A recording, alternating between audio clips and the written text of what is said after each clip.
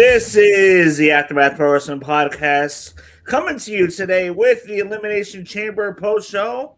But I am not alone, as I am joined tonight by the returning Encyclopedia Joe C. What is going on? I'm back. You thought I was gone, but I come back. So here I am. I'm going to give you my insight, my opinions, which are probably going to be controversial, but let's get to it. Oh, we love controversy. I love it.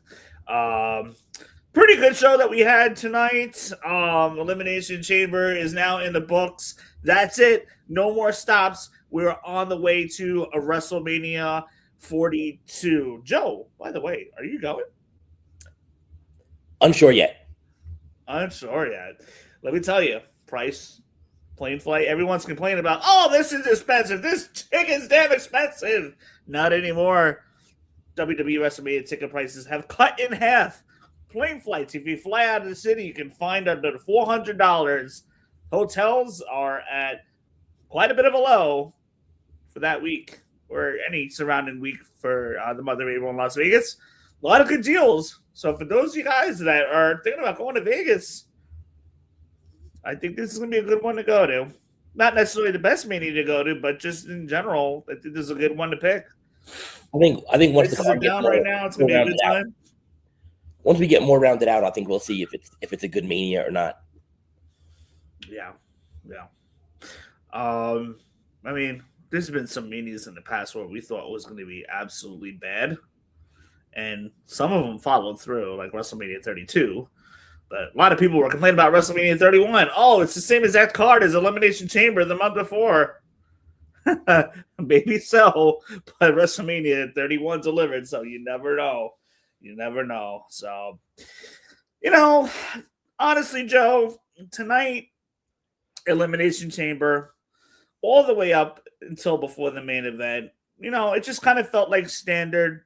You had your matches that were brought forth to us and presented to us to serve the purpose to set up matches for WrestleMania 42. Nothing big happened. We'll talk about them. Nothing really big happened in those matches other than, setting up for the women's title, furthering along the Becky AJ feud.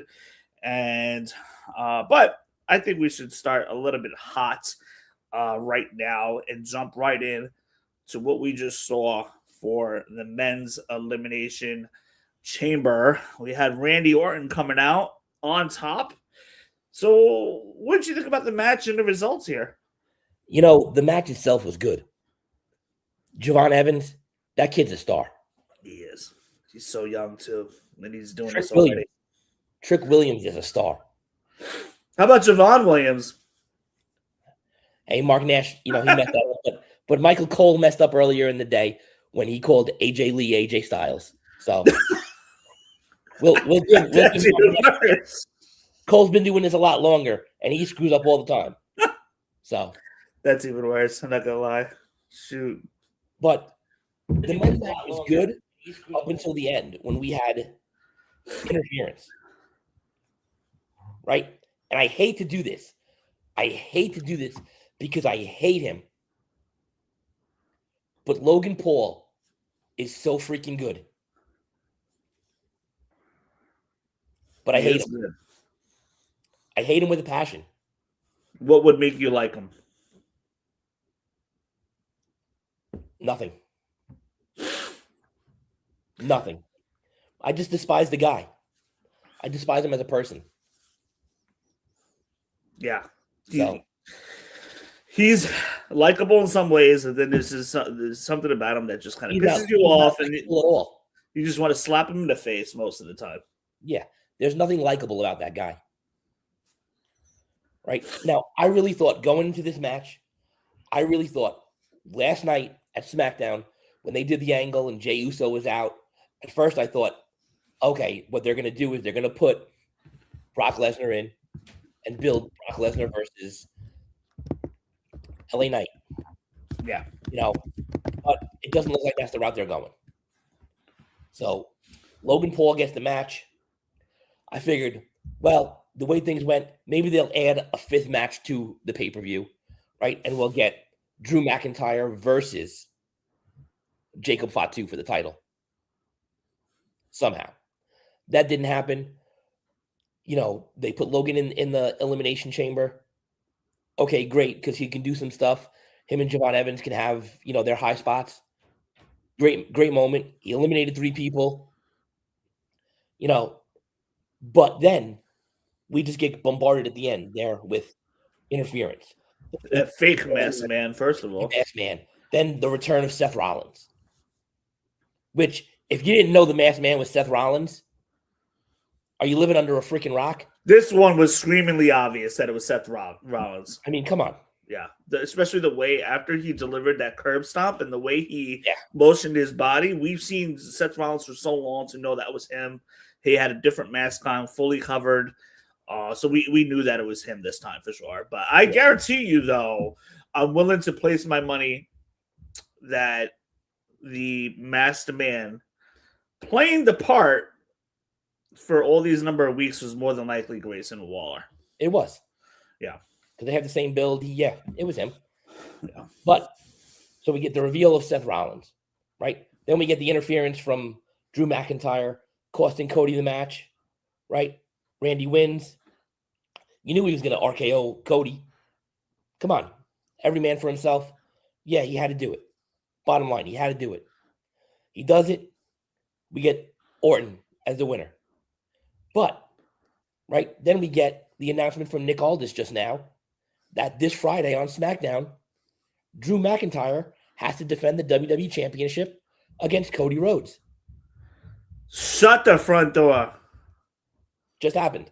I literally just missed this because I had one person over, just missed it, and saying my goodbyes. I had shut the TV as soon as the event was over, and yeah, I didn't see any of the post rolls, so that is breaking news to me. Yeah. So, right, do I think they're going to take the belt off of Drew? I don't know, because it looks like they're building for maybe a confrontation between Drew and Nick Aldis. Would be cool. Maybe.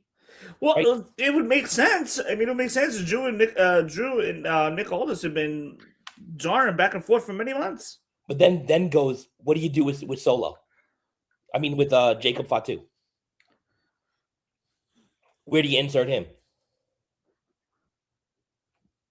Are they going to put the belt on Cody and have Cody versus Randy? And then do Drew McIntyre versus Jacob Fatu? They could. Quite possibly. Is there something that we might not be seeing with Jacob Fatu due to the fact that Jey Uso was laid out on the ambulance right at the start of the show? Nobody still knows who did that to Jey Uso. I'm wondering if maybe they will have maybe Jey Uso against Jacob Fatu there. Maybe. I feel like it's maybe kind of a long shot, but it's not out of the realm of possibility. No, because the Usos have the tag titles. Yeah, and that's the other thing that would prevent me from going that route. It's probably because the Usos will defend the tag titles, which would make sense to me to have the Usos defend the tag titles against the Vision and have the Vision win if you want to keep the Vision relevant. Well, that's what I thought they were originally going to do. But, Breaker got hurt. Bronson Reed got hurt. Now we're stuck with possibly Rollins versus Logan Paul. That's what it's looking like. Or Rollins versus Austin Theory. Who knows? We will get to this in a second. Danhausen, really, question mark. We'll get to that in a minute. First of all, what did everybody really think that crate was going to be? Let's just talk about it now. One of two things. I mean, I figured it was either going to be it could have been like a clock or an hourglass, maybe some kind of a hint leading to something else that we to think about for the next couple of weeks. Or I figured WWE, if WWE was going to go the hooky route, then automatically I thought Danhausen right away. I figured Chris Jericho would have a lot more of a spectacular reveal, but he wasn't going to be there tonight. He's still on the AEW roster. Yeah. To me, in my head, I figured, you know what? It all depends. Are they going to go the hooky route? Okay, then it's probably going to be Danhausen. Or they're going to go maybe they bring in somebody else back, like an hourglass, a countdown or something. But again, mostly everybody had Danhausen. And what did you think of that reveal and his entrance to the ring? I thought it was cool. He's Danhausen. He's very evil, but very nice. I am not too sure how the WWE crowd took to Danhausen tonight. I want to see Danhausen versus R-Truth. Or just do stuff with R-Truth in general. But yeah, I would love to pair them up in some way. I want to see them one-on-one against each other in a match. Give me that at WrestleMania. Danhausen versus R-Truth. The promos that they would have going back and forth against each other, that'd be ridiculous. I would love to see what R-Truth would do if Danhausen cursed him. It would be fantastic. You can't tell me that. Again, right? We look at this business sometimes too seriousness, right? Yeah. Not everybody that wrestles is meant to be the world champion, is meant to be your main eventer. You need people to fill those other spots. Danhausen's one of those guys. Sometimes it takes longevity in the WWE career to get to where you really want to go. But in the meantime, you got to fill up those roles, like you just said. Yeah. Get it back to the men's main event. So, we have the Randy Orton's the winner, and you just dropping that bombshell news that I did not know about. But that may even come to a no contest, and then we're going to have even more of a big problem that's going to develop there because somebody's getting screwed out of the title or whatever. Rumor has it, the IWC, and Joe, I'm pretty sure you've seen it, the IWC, every other post has been posting that quite possibly Drew McIntyre's WWE title match could be a multi-man match for the WWE title. Do you think we're headed that way? I honestly think we're looking at a fatal four-way. Okay. I think we're looking at Orton versus Rhodes versus Fatu versus McIntyre. It makes sense at this point. It absolutely. What else can you do to get these four guys in the ring together, right? To fix this main event scene that you have on SmackDown. Yeah. And the other thing too is you can still, because Drew McIntyre was the one. So how Jacob Fatu costed Cody the match? Jacob Fatu could easily cost Drew the match.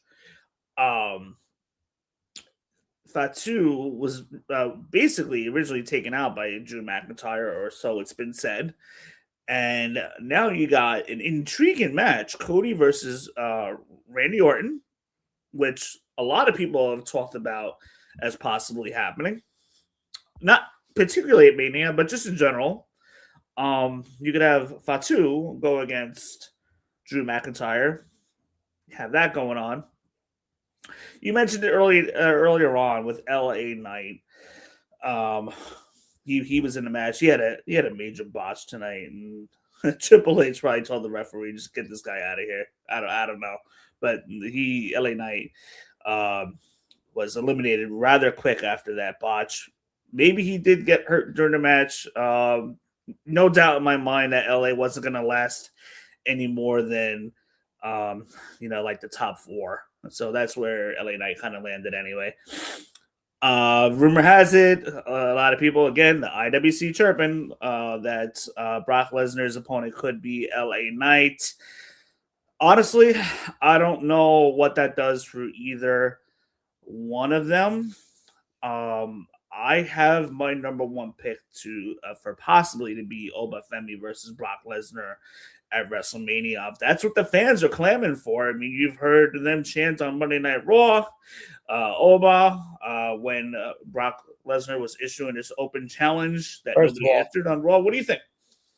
When it comes to Brock Lesnar and that open challenge, there's only one person who can step up to the plate and end the toxic masculinity, and that is Kit Wilson. Oh my God. Don't even. I would love to see that. Why not? That would be great for entertainment. You know how that match is going to end, though. Why not put Kit Wilson in that spot and have him beat Brock Lesnar, and then you've elevated this guy to superstardom?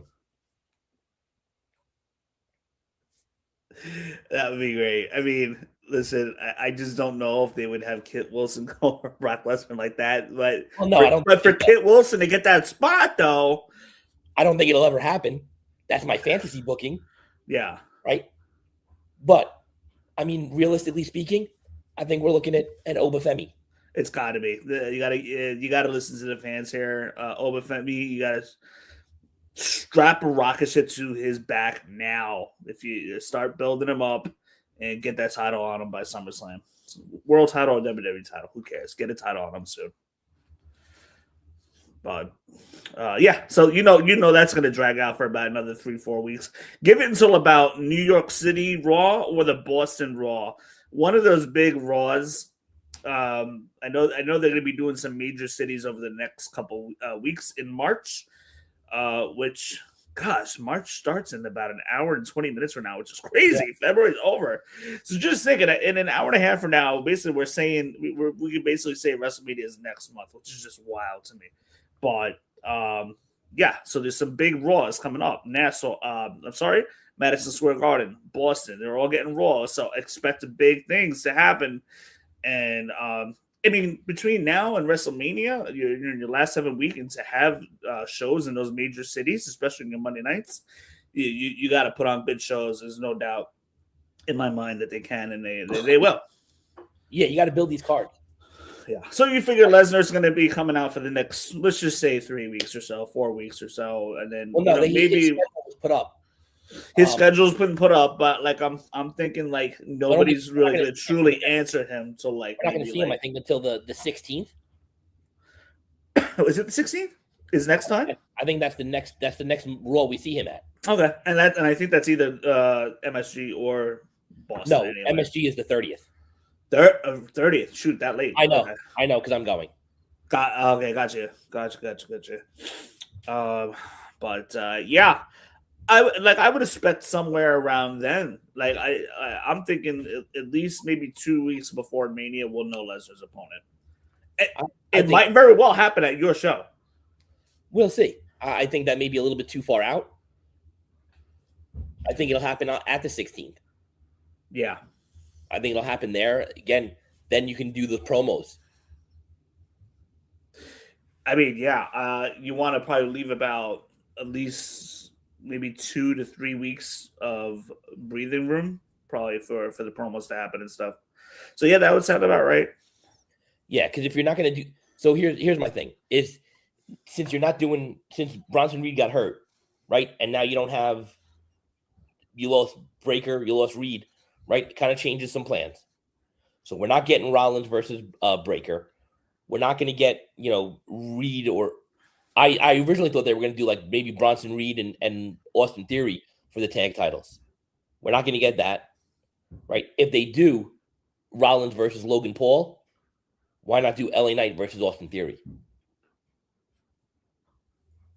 Yeah, I would do it. It makes sense that would make sense for that to happen because then you'll have Logan doing things with Seth. Basically, Logan Paul's taken the 2 straight curb stomps, and I forgot who that masked man.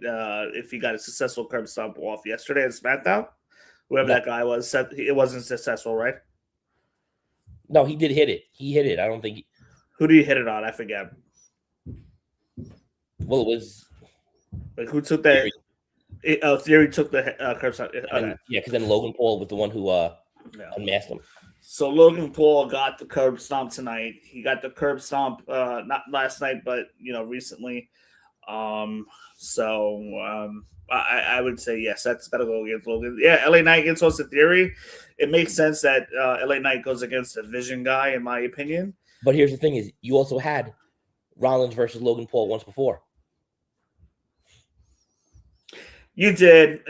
I think we're looking at a slightly different dynamic here, and I guess depending on the story that they're trying to tell, maybe it could come out to be a little bit different there.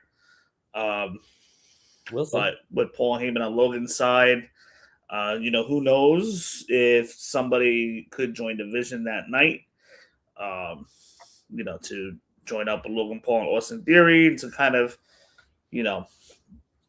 add a little bit to that. In the meantime, you figure Braun and Bronson aren't going to be back until at least June or July. The arm injury that Bronson suffered was the torn bicep. I had that injury. I had the surgery. It is a seamless surgery. And then the recovery is fairly seamless, especially after you get out of the first 2 weeks. I would say Bronson, in my opinion. Bronson's probably going to be back by early summer. Between early summer, June, and SummerSlam, right then and there. And Bronson, Braun Breaker, I would think that he's probably going to be back more towards the later part of the summer too, as well. I don't see them coming back I don't see either one of them coming back before June. We'll see. Yeah, but I don't think either one of them are going to be out all year. So, but anyway, you had the World Heavyweight title, Cmpunk in his hometown, defending against Finn Balor. There was a lot of speculation around this match, with Finn Balor losing to Punk in Ireland, and then maybe Finn Balor getting that revenge, beating Punk in his hometown in Chicago, and then just to kind of throw the fans off for, get them on a little bit of a ride here, play with people's emotions, and, have Punk win the belt back within 2 or 3 weeks on a Raw. That was speculation. Even Busted Open, Bully Ray was talking about that maybe they should do that to kind of take the fans on a ride for a week or two, get the Punk belt back on Punk just to keep the interest going and stuff. But that didn't happen. Punk won. Good match. It was a great match. Yeah. I think we're seeing the evolution again of Finn Balor, right? We're going to get, 2016 Finn Balor back. Yeah, and you know what? What was pretty cool was Finn Balor had that handshake with CM Punk at the end. You think we're headed to a face turn? I think so. You think there's going to be dissension with Judgment Day starting Monday? I think there's going to be some stuff going on Monday night. They're going to give him some shit about not winning the match, and Dominic's gonna try and say that he has to come and help him, and Finn's gonna say no, you got to do it on your own because he's defending the Intercontinental title against Penta on Monday night. So I think we're gonna see the two of them at Mania, and I hope Dominic versus Finn. I hope we get Demon Finn Balor.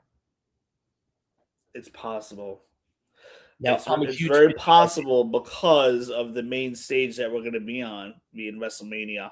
But it's also possible because, if you look, Finn Balor didn't come out to Judgment Day music. No. He came out to his old Finn Balor theme. Right? He did the posing with the lights.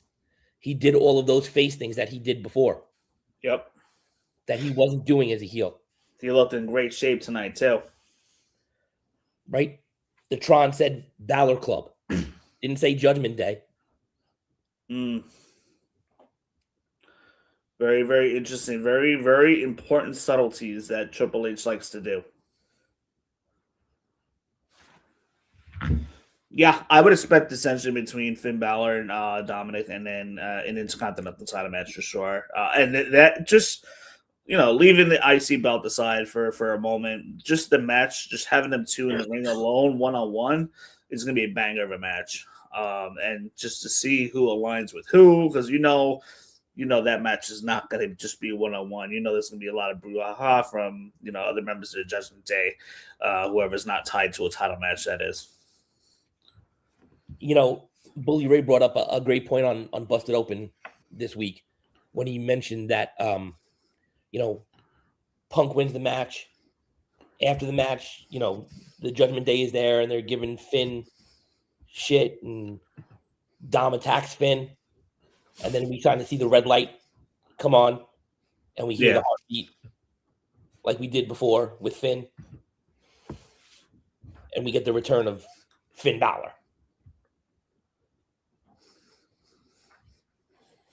Yeah, it's going to be for Ryan. Monday night, you know that's going to start. Absolutely 100%. That is starting. That is happening. But, and we saw AJ Lee. AJ Lee won her Intercontinental title match against Becky Lynch. So we saw AJ Lee celebrated with Cmmpunk in a good husband and wife moment, holding up their title matches, their title belts, that is. And but they had Becky and AJ. AJ looked very good in the beginning of this match. You know, it looks like she didn't really lose a step to talk about. I feel like this match went a solid 15 minutes. I'm just surprised that AJ actually won the match. I really thought there was going to be some shenanigans. Becky was going to retain somehow by hook or by crook, right? She was trying to build up to that next match at Mania. Yeah, she was trying. I was kind of leaning towards AJ, because it would give a reason to set up a match one more time with AJ winning. You're going to have more than likely Becky Lynch come out on Raw, demanding her rematch, and maybe there'll be some kind of number one contenders match for it, and then after Raw, Becky will win. But yeah, either way, you know, Becky will be on the chase. It gives a reason to set up the match one more time, and Becky will probably win that belt back at Mania. I think for all purposes here, AJ Lee in her return match, her first one-on-one match in over 10 years, and to win it in Chicago in front of her home crowd. Well, her original home crowd was New Jersey anyway, but yeah, her current home crowd, Chicago, was a good moment, and for her to hold the belt up with Cmpunk made for a good moment too as well. Yeah, I felt like had Becky won, you know, I think that, you know, how are you going to tell this story to, you know, AJ Lee to, you know, get another match? But I felt like it would be easier to tell that story with Becky losing. But if they would have, you know, done it where like she won by some shenanigans, right? Yeah. Then we could justify. But they didn't go that route. I'm intrigued to see where they're going to go, how they're going to do this. You know, predicting Mania right now is kind of all over the place because we don't really know where they're heading. Yeah, I mean, there's the way certain things are lining up. Certain things look like a huge possibility, but then certain things, there's not a whole lot of clarity there. For all we know, Natty might challenge AJ, and then Becky Lynch will do something else. We don't know, but more than likely Becky AJ. Yeah. But those of you guys that are watching or will be watching, be sure to hit that subscribe button, the like button. Feel free to join our conversation as we will be back on Monday Night Raw for a post show. But moving on, the show opens up with the women's elimination match, which I thought. Did you notice that like the entrances were pretty long tonight for both matches? Well, yeah, because you only had 4 matches on the card. So Yeah, they had to fill some time. Especially the men's elimination entrances were pretty long. Well, I'm going to be honest. The women's chamber was my favorite match of the night.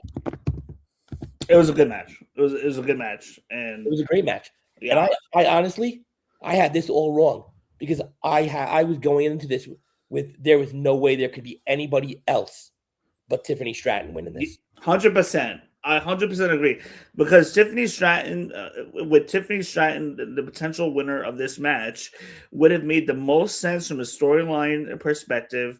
She would get her revenge and retribution and her return match that she never got yet from Jade Cargill. So there's no way that Tiffany Straton should have had this match. The writing was semi on the wall for the most part. With Rhea Ripley, when Rhea Ripley lost the tag titles last night at SmackDown. The moment that happened, I'm like, oh no, they might be setting something up for Rhea. Doesn't make sense, they're kind of pulling it out of thin air, and sometimes that happens with stuff like the qualifier matches, Royal Rumbles, to set up new feuds, and I get it.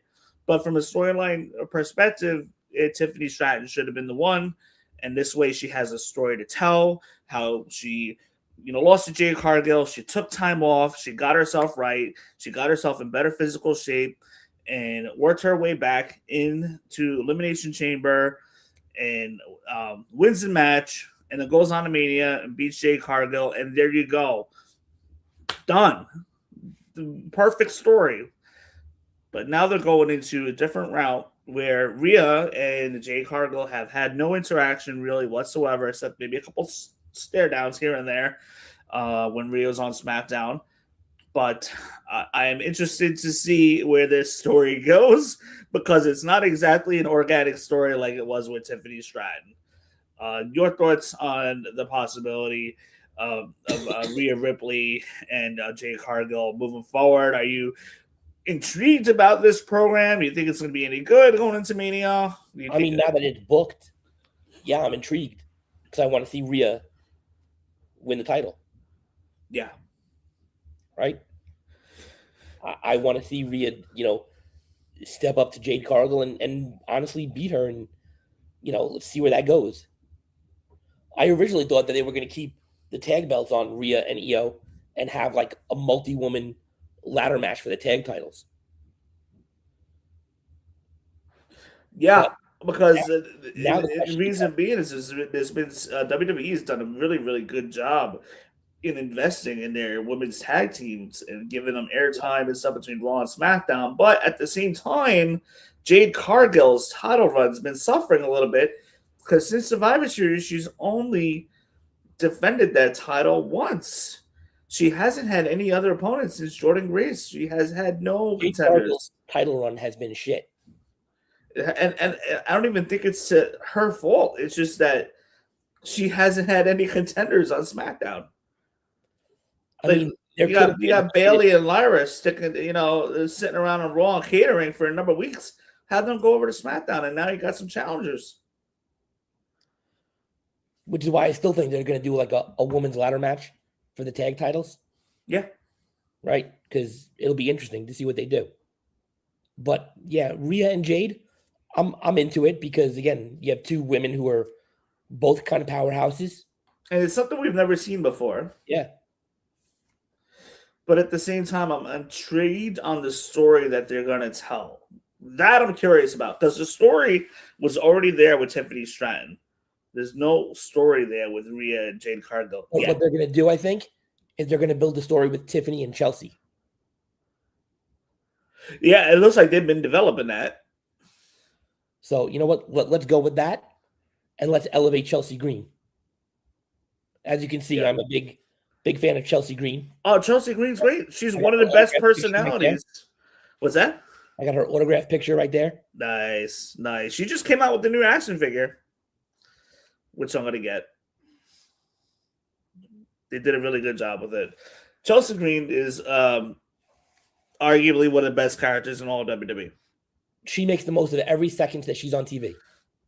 She does. She utilizes her time on TV better than anybody else. Yep. I agree. I absolutely agree. Let me tell you something. Whenever Chelsea Green's on my TV, I'm not looking at my phone. It is my attention is there. When Cmmpunk grabs that mic, my attention is there.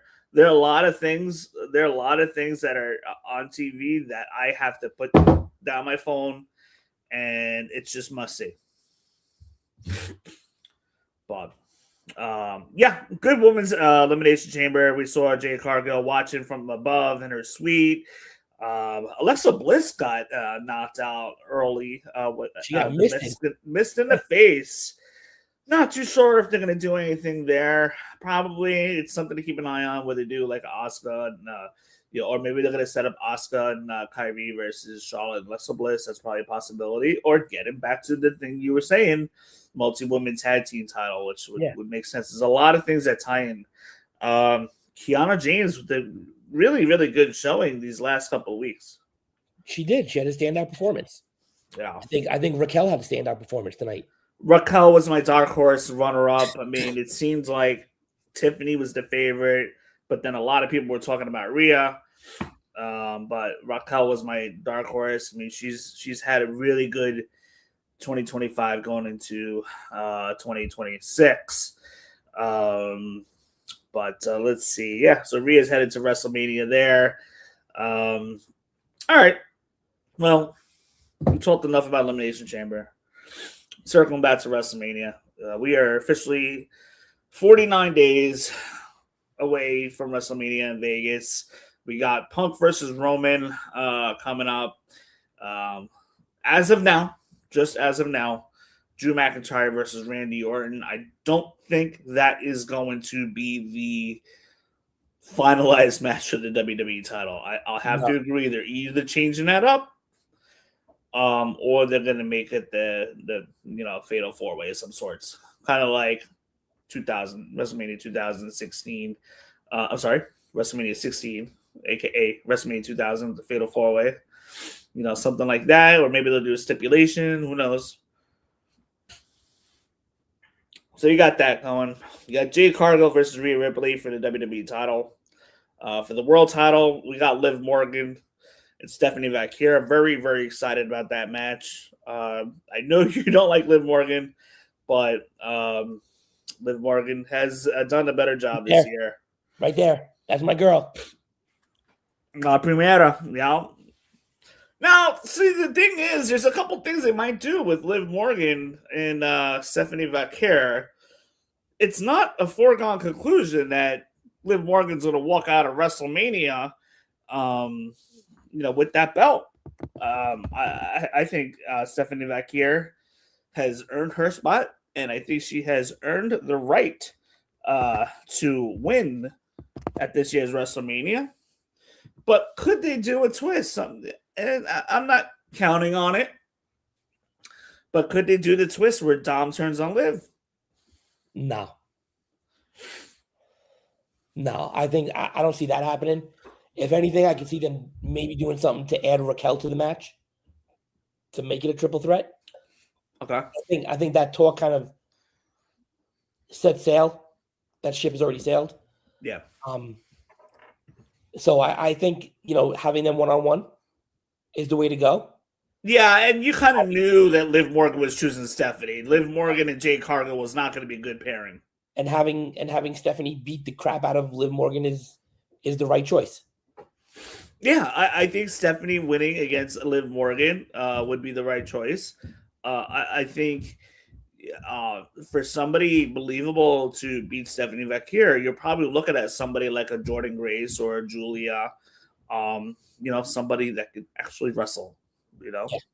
Liv Morgan can wrestle. I'm not knocking her down, but Stephanie Vaquera, we know, is another level. Liv Morgan is nowhere near Stephanie Vaquera's level. No. Yeah, 100%. Sorry to all you Liv Morgan lovers. She sucks. Yeah. I love Liv Morgan, but I know for a fact that Stephanie Vaquera is the best WWE female wrestler in the business right now. And I want to see Stephanie Vaquera, tie it up with Rhea. They teased that at one point.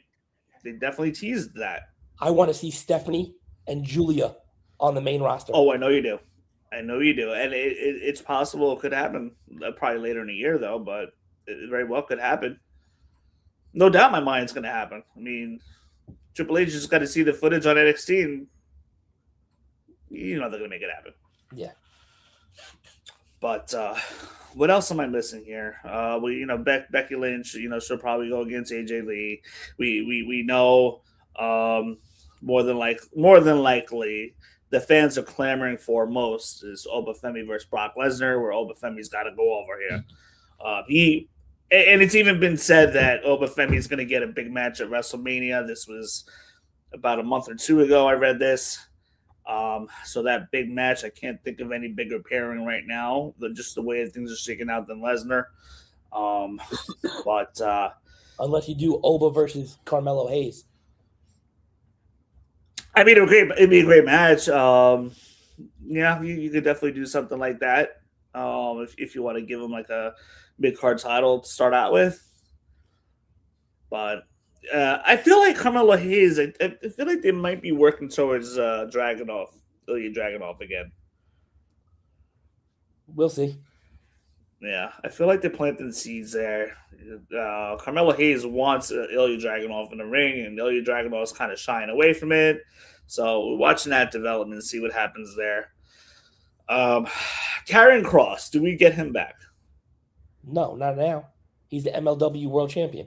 That's the only thing that's holding me back from saying that we wouldn't get him back right now. But rumors were circulating when Karrion Kross picked up a phone call from Paul Heyman.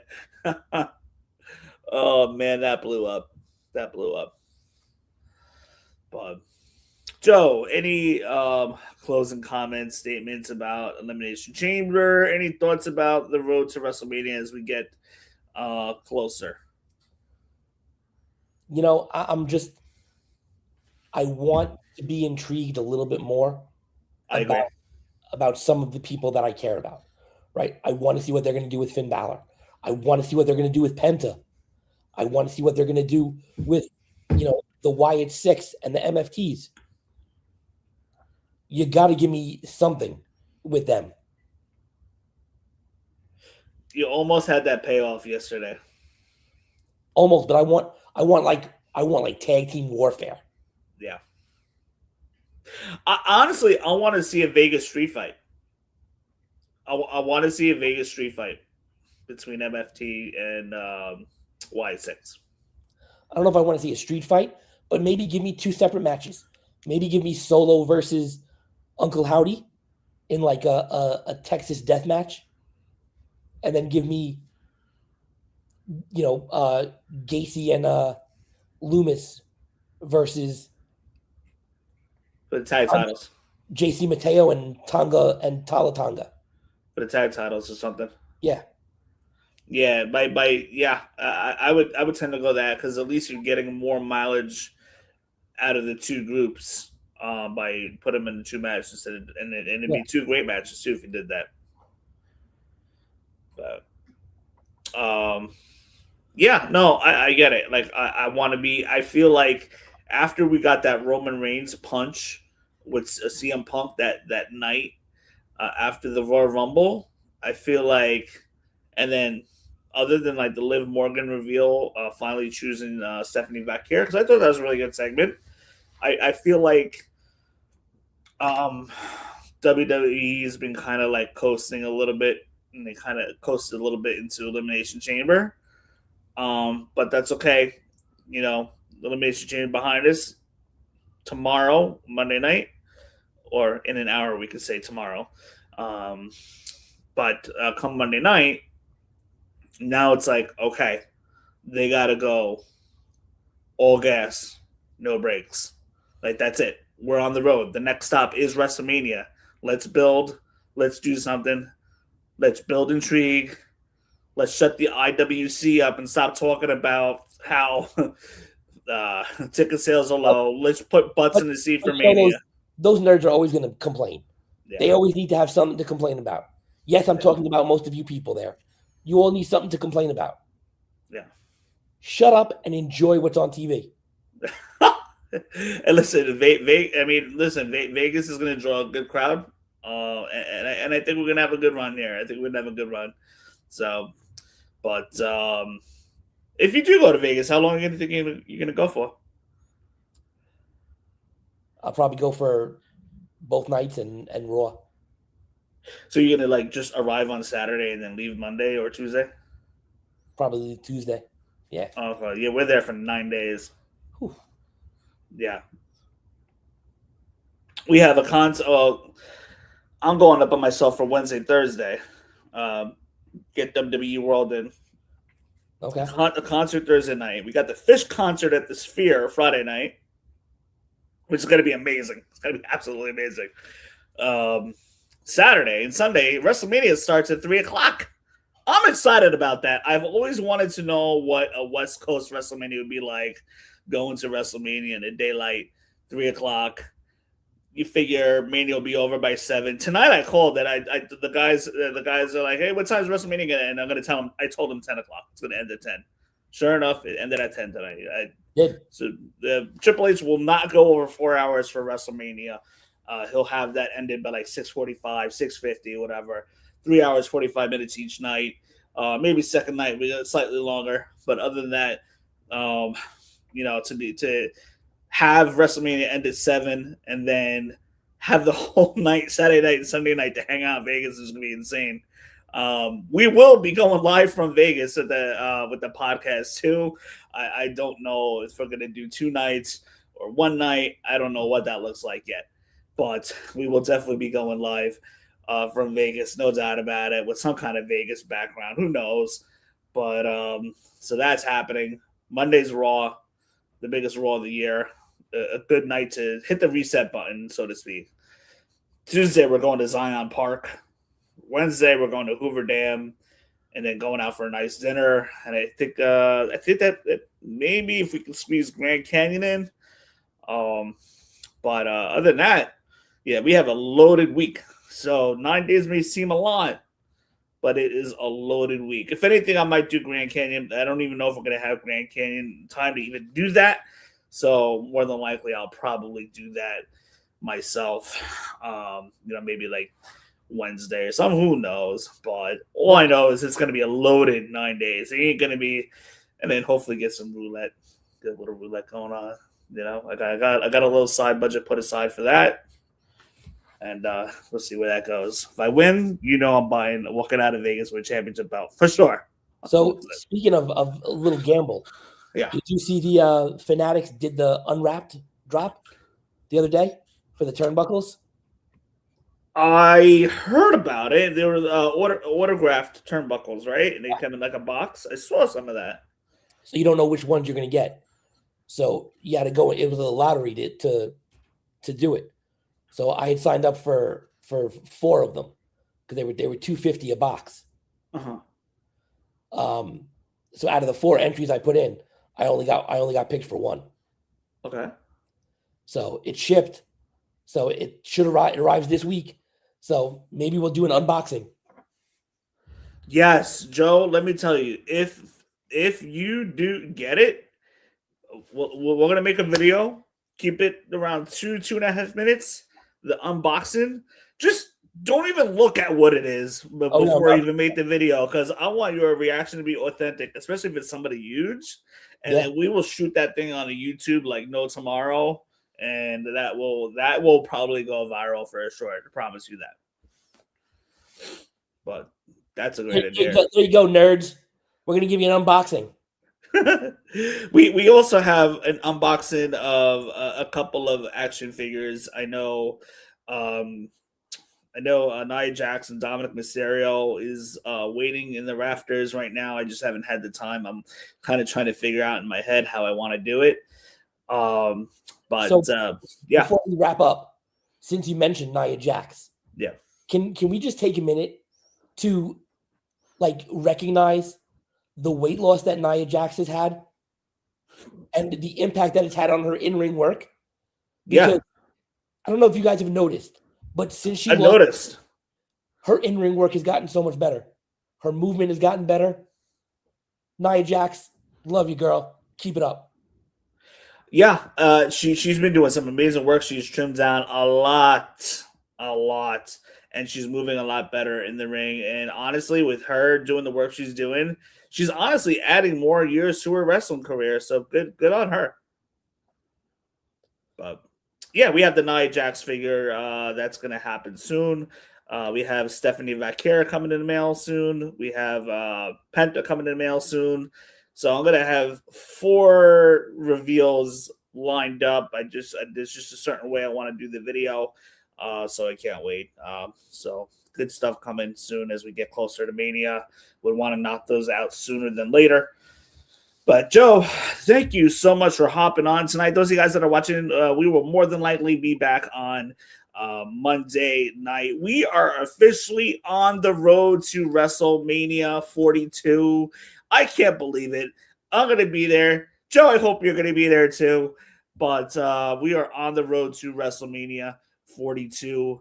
And the most exciting year, the busiest time of the year for the podcast, so it's going to be a lot of fun. So make sure you guys stay tuned, as we will be with you each and every single Monday.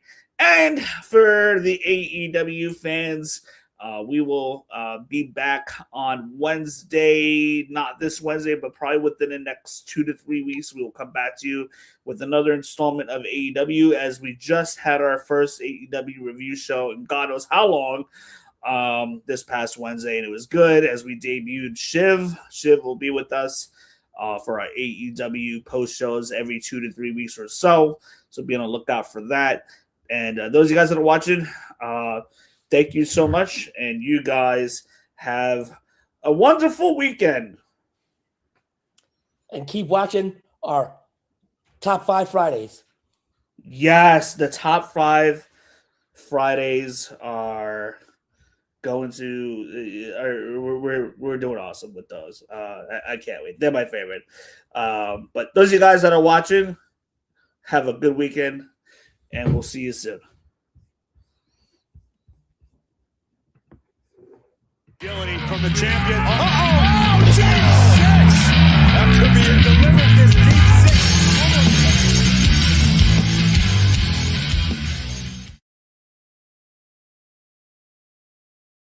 Agility from the champion. Oh, deep six. That could be a delivered.